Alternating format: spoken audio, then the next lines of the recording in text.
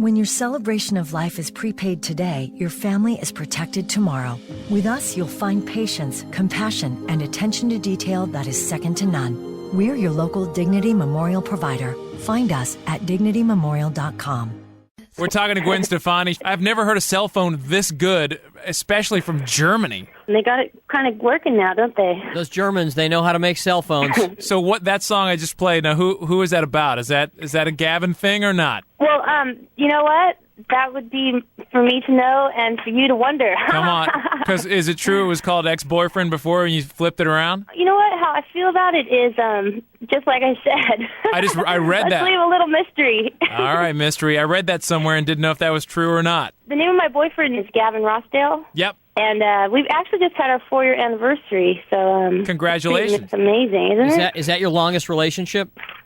No, I've only had 2 relationships so far in my life, and I've had one that was 7 years and one that was 4 years. And in your business, 4 years is really like about 10 years because, you know what I'm saying? Because it's so hard to keep it together with your schedules and stuff. You know, if you're in a relationship, it gives good writing material. So I got to write Return of Saturn. Any differences between Return of Saturn and Tragic Kingdom, Gwen? Well, I think that, the experience of being on tour for 2.5 years and playing together and being together that long, we just have a lot more experience. And the songwriting, there was just a lot more kind of awareness when we were writing the songs and things that we did to try to make better songs and be better songwriters. So I think we all felt like pretty fulfilled after the Tragic Kingdom, like we'd done it all. You know, we were this garage band that became this like pop band around the world, and we have a song, Don't Speak, that probably will be around when we're dead. So it was like the only reason really to make this record was if we were going to try to improve as songwriters. And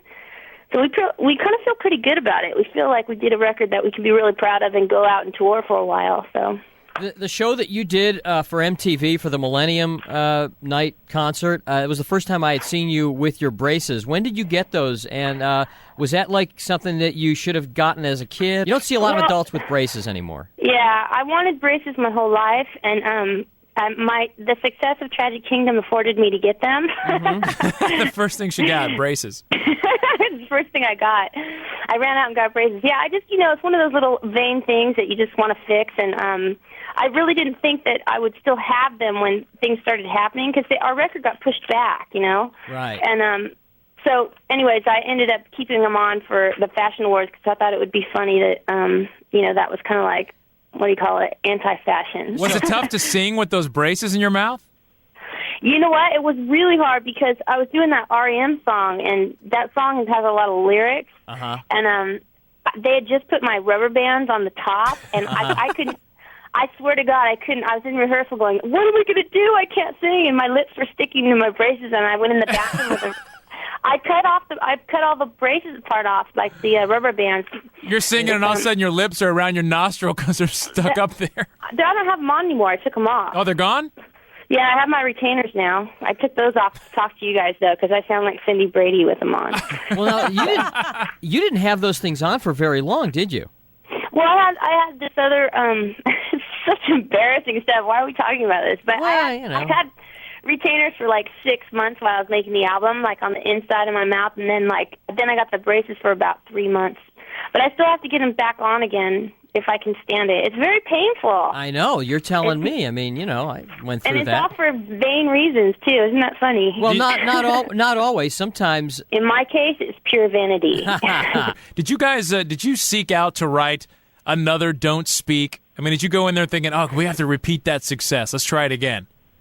No, like I said earlier, we kind of felt like we had had that experience. It's not like we got to feel what it's like to be famous. We got to feel what it's like to have success. And at this record was just all about kind of selfishly going in there and trying to become better at what we do, which is write songs. And I mean, we're not stupid. We're not going to win the lottery twice. You know what I mean? And we don't expect anything out of this record. What we expected out of it was to get together as a group of friends that have been together for 13 years and try to write some good songs. And that was like the main goal, and now that's completed. So now it's just all about getting out there and being able to play them. Like, as humans, I think we get greedy, and we definitely have another goal now, and that is to be able to have people hear the songs. I mean, I swear to God, there's no feeling like that, to have your songs being sung back out at you. You know, when you're on stage, that's like a great feeling, and I want to have that feeling again. But all we can do is just make the best record that we can and be proud of it and go out and play shows again. You're amazing on stage as a front person. I saw you guys open up for 311 before anyone really knew who No Doubt was. It was a good old days. Yeah, way back when at the Fox Theater, and, you know, maybe 200 people in the audience, and they all, like, crammed to the front of the stage after seeing you after one song. When you were growing up, who were some of your rock and roll idols? Because, you know, to be so young and to be able to be out on stage and have as much energy and show presence as you do is amazing. Oh, thank you. I'm not that young anymore, though. It was funny. It's like we were all talking about how time has just gone by so fast, and we never imagined that it would take us 2 years to write an album. And now, you know, like Adrian just got married, and it's just everything's changing. But I don't know. I think I kind of forgot what the question was. I'm sorry. When you were growing up, I mean, did you have any rock and roll idols? Oh, yeah, definitely. I think, you know, the one thing, we always got labeled as being like a ska band, you know, forever, and really, that was just something that, as a kid, I was really into, you know, like maybe 12, 13, 14, and then by the time I got in my band, we definitely were a ska band at first, but we kind of evolved. But I think all those kind of bands, like The Selecter and Madness, and one of my favorite inspirations was Angelo from Fishbone, who's just like an incredible performer on stage. And what I really like about those bands is they have all this energy, and you just walk away from the show exhausted, just feeling like you were commanded to do,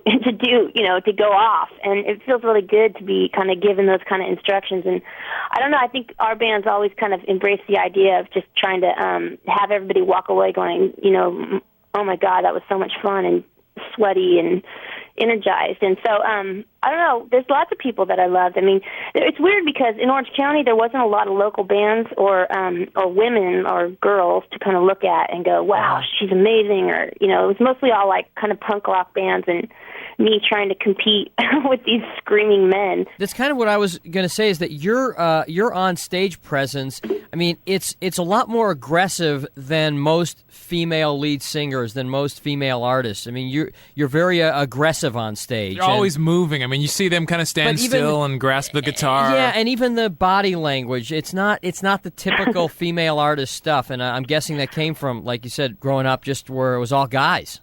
Yeah, I think there was a bit of a competition, and one thing that we always try to do is I always try to do is just get up there and not let it be about whether I'm a guy or a girl, but just command, you know what I mean, and make sure that there is a pit and that there are people that are going to be out there getting all sweaty, and it didn't matter who was on stage. It was just that, you know, they were going to react to the music and the energy. And I remember from early on, it was hard because we never really fit in, you know, and it's so funny how music's changed so much, and it came, you know, full circle. We don't fit in again. I think you've rubbed off on Gavin a bit, because he used to kind of hang out in his little 6-foot perimeter. Now he's all over the place. You know, the guy comes home with bruises and scrapes, and he's so proud of all his, like, stage wounds. It's so funny. But, yeah, he has, I don't know if it was because of, I don't think it's because of me, but I think he's grown a lot as a performer. He loves playing live, you know. He lost his voice, and he's had to cancel 2 shows in Europe, so he's all bummed out. But bummer. Gwen, I've got to say, his new video, Letting the Cable Sleep, very sexy. Did that bother you, seeing him on screen with, you know, the little lovemaking scene? What do you think? A little conference after that was released? Yeah, there's nothing more I should really say, except for, of course, it bugs still. Now, I just saw it downstairs in the gym. I was like, oh,